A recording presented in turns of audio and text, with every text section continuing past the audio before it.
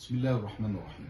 احنا النهارده هنتكلم على دفع مهم جدا يضمن لك البراءة في أي جناية صدر فيها إذن من النيابة العامة بالقبض عن المتهم. عادة اللي احنا تعودنا عليه وبنسمعه من المحامين في المحكمة لما بيكون في القضية والجناية فيها إذن النيابة بيدفع أمام محكمة الموضوع ببطلان إذن النيابة لصدوره على تحريات غير جدية. الدفع ده خلاص أكتر الأحكام دلوقتي في المحاكم المحكمة لا تتعرض إليه، تعتبره دفع موضوعي، وقلما ما تفرد له المحكمة رد منفرد. إنما أنا النهاردة عايز أكلمك على دفع مهم جدا، وهو الدفع الجوهري الذي تكلمت عنه محكمة النقض وقالت إن الدفع الجوهري هو الذي يقرع سمع المحكمة.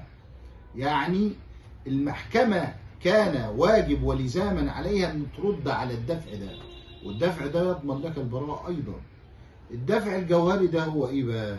باختصار كده شديد، أول ما يجي لك جناية وتلاقي صدر فيها إذن نيابة بالقبض عن المتهم اللي معاك في الجناية اللي أنت أمامها أو بصددها، تجري بسرعة تبص على تحريات مأمور الضبط القضائي، لأن مأمور الضبط القضائي بيعمل تحريات، بيقول لي للنيابة العامة أنا توصلت التحريات السرية إن المتهم ده ارتكب الجناية دي أو الواقعة دي، وبناء عليه أنا عايز إذن نيابة من النيابة العامة بالقبض عن المتهم ده عشان تكون إجراءاته صحيحة وسليمة.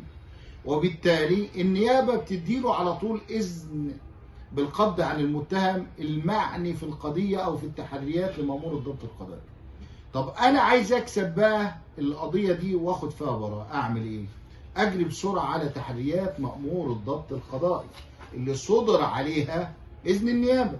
بتلاقي تحت كده امضى لمأمور الضبط القضائي، توقيع، وغالبا التوقيع ده بيكون فورمة. لو لقيته فورمة على التحريات اجري بسرعة في القضية على تحقيقات النيابة مع مأمور الضبط نفسه، هتلاقيه ماضي تحت امضى واضحة ومقروءة. فبالتالي لما تلاقي الحاجتين دولت تروح لمحكمة الموضوع وانت بتترافع تدفع بالدفع الجوهري ده اللي يضمن لك البراءة، اللي هو ايه بقى؟ تدفع بطلان إذن النيابة العامة لصدوره على تحريات مزورة. فبالتالي يكون الدفع ده دفع جوهري ولا تستطيع المحكمة أن تتجاوزه. وإذا المحكمة تجاوزت الدفع ده من غير ما تحققه وتحقق طلبك فيه، أصبح هذا الحكم معيبا يوجب نقضه، وهتكسب أنت القضية من أول وهلة.